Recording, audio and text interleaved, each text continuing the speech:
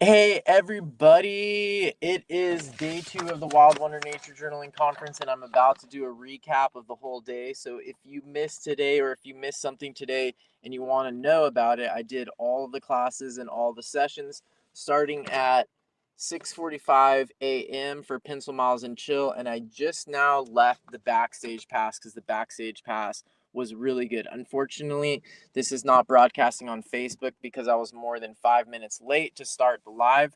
But for the rest of you, um, ah, for the rest of you, including Instagram, I'm trying to go live on Instagram at the same time. For YouTube and Instagram, I'm gonna cover every class from today and all of the talks and everything, and talk a little bit about what happened in the classes as well as what materials you might need. So to start things off, we had the poem from John Muir Laws as usual, but today we had something a little bit different, which was we started at 6:45. We started with Pencil Miles and Chill. So if you live, is my audio working today? If you live in a part of the world that is not California and you're in a different time zone, the 6:45 a.m.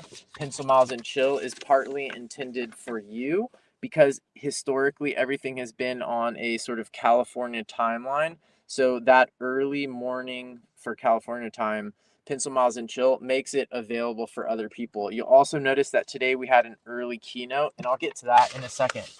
But we had our poem with John Muir Laws, and today's challenge was to look for gratitude. And the poem today was The Once Invisible Garden by Laura Foley, which was very cool. And so think about gratitude. That's the challenge for today if you want to do the challenge. And then before we had the keynote, we had a class with Verena, and I haven't added the color to this yet, but that's Verena Hillgartner from Berlin, Germany, and it was a really fun class. And the most fun part was check out this awesome fold we learned how to do. We learned how to fold this map so that it can fold up into a small space in our journal. And that was one of the favorite things that I've learned today, and I had to practice it several times because it was confusing during the class. So if you took her class and it felt a little bit too fast for you to get all the folds correctly, I know it took me a second. I had to pause her audio a couple times so that I wasn't distracted and could figure out how to do this fold. And I've already been testing it in other places because one of the benefits is that you can put a large piece of paper even inside of a small sketchbook like this. Check this out. Small sketchbook, right? But look, I could put a large map or a large insert that has other information inside of it. And that was one of the coolest things that I learned today. And that was in Verena Hillgartner's class. I highly recommend watching that again. This is called the Turkish fold. Look at that. Such a cool fold. Thank you, Verena, for teaching us that.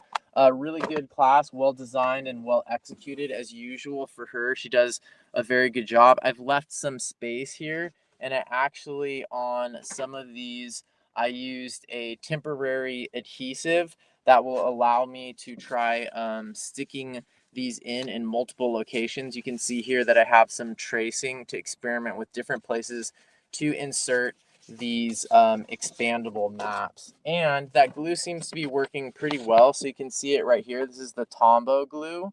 And that's the Tombow glue. If you let it dry, it becomes like a sticky note. And so what I can do is I can take this piece of paper, which is sort of a mock-up for this Turkish fold, and I can experiment with different orientations of it using this adhesive that's not permanent. So, for example, I could try just putting it in the middle like that. Push it down and look, it holds it, right? But I could also try adhering it in different locations, such as I'm curious about space saving. So what if I always put it way down here in the corner?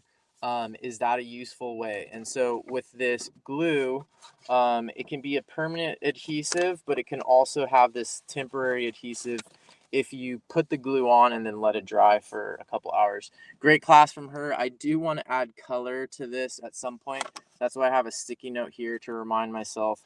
The problem at this point for me in the conference is I'm ending up with a lot of sticky notes telling me that I need to go back and add things. This is my sketch notes from the talk, from the lecture, Your Brain on Art. It was really cool. I read the book and listened to the book on audio in advance. The talk was very similar to the book. So I think if you want to reinforce the ideas, reading the book in advance or afterwards is a good idea. But if you really read the book and studied the book, I think the book and the talk are almost, I wouldn't say complementary. They're very similar. Let's put it that way. But a very important topic and very interesting to see all of the ways that art is basically medicinal. So art can fight cancer, doing art can extend your lifespan, all of these reasons why art is good. And they also talk about the field of neuroaesthetics, which I thought was very interesting, and that nature is the most aesthetic thing out there. So basically, making art in nature, which is what we're doing, is probably the best thing ever. It would have been really awesome if they had included nature journaling in their book. And I feel like Beth asked a question around nature journaling, and it seemed like one of the speakers wasn't entirely up to date with what nature journaling is. It sounded like Ivy knew a little bit more about it, but I might have also just been slightly biased. Then we had the class with Kate Rudder. Kate Rudder is here right now, so I feel slightly nervous talking about her class. But I tried to do some sketch notes that would organize the class, and the class was structured into these 4 categories, which are all basically metaphors, talking about different nature journaling styles. And this was a new take for me, and that's one of the things you can always expect from Kate Rudder's class, is that there will be a very envelope pushing conceptual component to it. So if you've been nature journaling for a long time, or you're just interested in the cutting edge of nature journaling, I highly recommend Kate's class. Will always provide for you in that area. And so this way of conceptualizing the different styles that we use in nature journaling was very interesting. And the way that she also talked about the pros and cons of each one was also very helpful. So a fun class, and also I think conceptually going to advance where you're at as a nature journaler, and help you think a little bit more about some of these things that we often take for granted. I think a lot of times people use this word style in weird ways, and we say, oh, the eyes are really big on my drawings because that's just my style. It's just an anime style. I think a lot of times that's a crutch that we use to not try new things. And one of the themes this year at the conference is that there's benefits to trying new things or going outside of your comfort zone. So let's see if I can find some funny quotes. I haven't gone through the quotes on the other classes yet, but let's see. One thing she said, and I think this is sort of a funny quote, is don't break in the blank page, just greet it with a smile. And so the other good thing about Kate in our community is she's always questioning the language we use, or being very intentional about language, and using violent language to break in the blank page maybe isn't the most wise, from an animist perspective, way to approach this thing that you're very dependent upon, which is this blank paper. So great class from Kate. As usual, you can see that I'm cutting out little pieces of paper. I think like cutting out pieces of the schedule and gluing them onto the page is a really fun thing to do, or cross them off.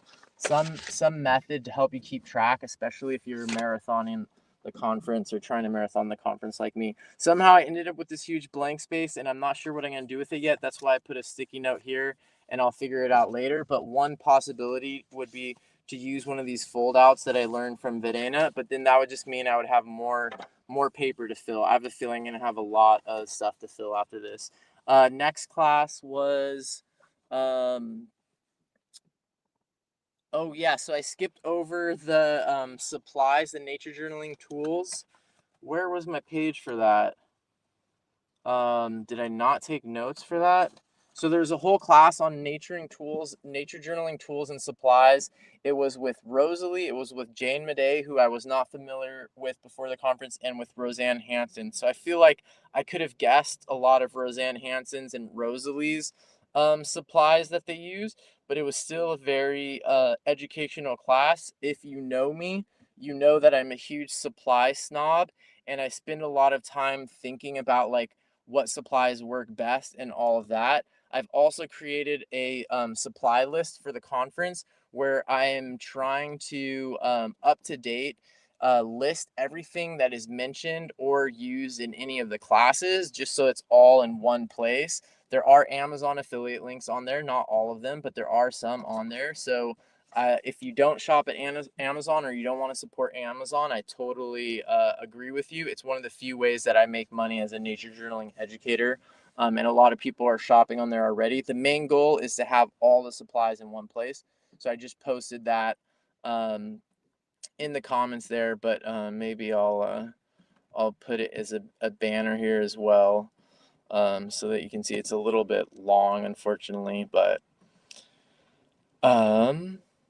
that is one thing that I'm doing. But that class was interesting, and basically all I did during their classes, I tried to update that shopping list. So Rosalie, Roseanne, and Jane Madej all talked about their supplies. It's always interesting to hear people talk about supplies. And anyways, that was something that I missed. That was earlier in the day. Okay, so then after Style Buffet, speaking of supplies, we had Maria Coriel Martin. I think she's been in discussions about supplies in the past because she is the owner of Art Toolkit. So obviously she cares about supplies. And if you've never heard of Art Toolkit, it's another thing that I have there on my supplies list. I have a link to them.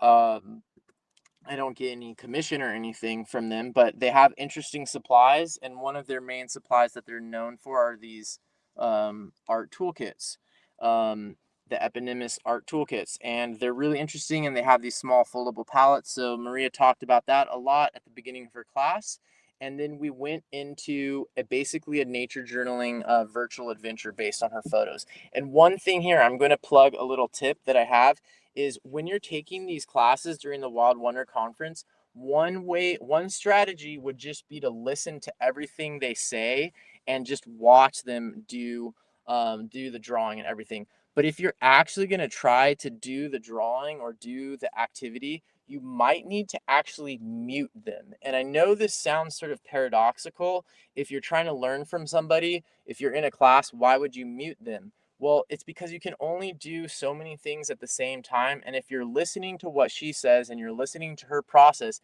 as she draws, it's going to be harder for you to draw. So I think that strategically muting the instructor during the class is sometimes necessary to actually get things done on your nature journal page. And I talked about that on my Instagram earlier, but it is an important strategy. If you're watching this as a recorded version, you could hit pause.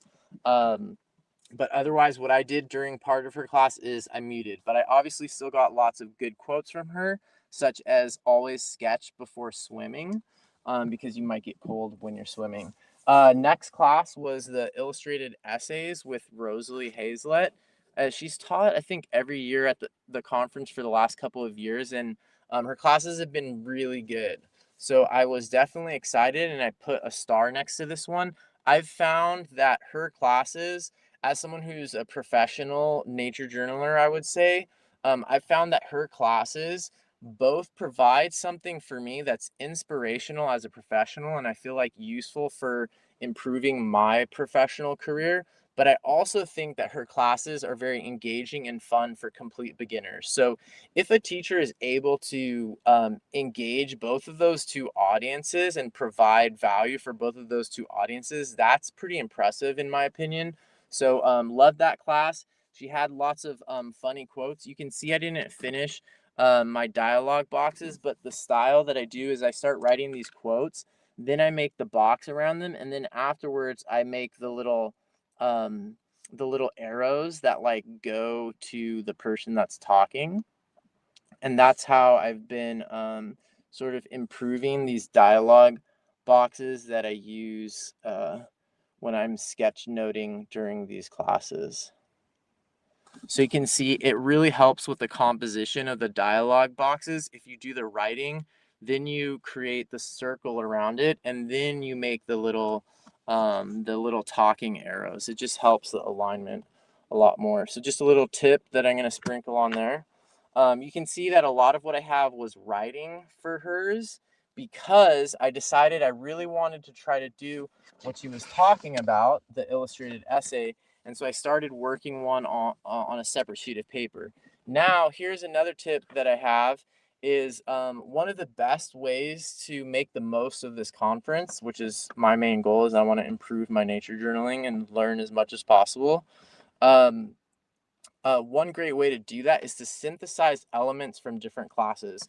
So I haven't finished this yet, but my illustrated essay that I started for Rosalie's class is also going to combine elements of the poetry comics from Grant Snyder.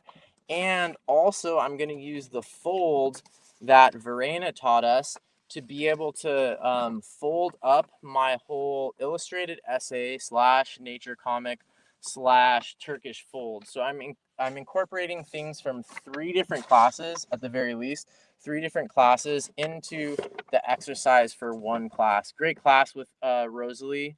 Very fun and very inspiring. She is professional in this sort of art and illustration and nature journaling. So if you're one of those people like me that's trying to make a living doing this stuff, her classes have done an amazing job of providing valuable and inspiring stuff for us professionals, as well as a class that's accessible and fun and engaging for beginners. So in my book, that class was a huge success. Maybe the timing didn't work out perfectly, but timing is extremely hard. So love that class. And speaking of timing and energy, the last class for the evening, and this was a new thing this year. I love that they changed up the schedule to put stuff early in the morning or mix it up, because there are people in time zones that aren't the same as California. And this evening we had a very action-packed, very energetic. I kind of feel like anyone that works with bees has a lot of energy, and that was the case with Nina's class. I'm glad I didn't eat dinner before this class because my energy goes down after eating dinner. So I tried to use sort of more of like, I would say, a bee diet, very sugar based, to keep my energy level up through this, because she was full of information. Look at all those quotes, and also some really amazing photos and illustrations of her own that she showed, as well as great conceptual tricks for identifying the difference between flies, bees, and wasps, as well as parasitic bees. Some really good tips, tons of info. So if you want natural history info, this class is great for you. Maybe I'm biased because I love Hymenoptera already, but this class was very inspiring, especially that late in the evening. So keeping the energy level of the crowd up that late in the evening was very impressive. She barely stopped to breathe. She had so much information to share and really packed it in a very smooth way, in my opinion. So obviously a person that's passionate and knowledgeable about their subject matter, and also understands what nature journaling is, and combines art with real science. So that was great. And then I didn't take any notes at the backstage pass, but it was a really fun backstage pass today. Had some very interesting conversations. We talked about the default mode network. People shared about their experiences with bees. Nina showed up to talk more about bees, and it was a great time overall. So be sure to check out my supplies list if you haven't seen it yet. I'll post it again here in the comments. You can check it out there. Stay tuned for more tips. I do post tips on Instagram as well, but every night I'll do this recap. We're not even halfway through the conference, so don't burn out yet. If you're trying to marathon the conference like I am, make sure you get hydrated, make sure you get sleep, make sure you get some exercise, make sure you move. And then just check my special tips. Like, for example, you might want to mute a couple times during the class, just so if you actually want to fill some pages. Maybe you don't want to fill pages, maybe you just want to listen. But for me personally, sitting and just listening to all of these talks all day long, that would be a little bit passive. And so I think combining actually sketchnoting, stuff like that, is definitely the way to go at this conference. Otherwise, take advantage of the video pass. Thank you all so much for tuning in. I will see a lot of you tomorrow bright and early at 8 o'clock when Jack does the poem. Bye, everybody. Bye.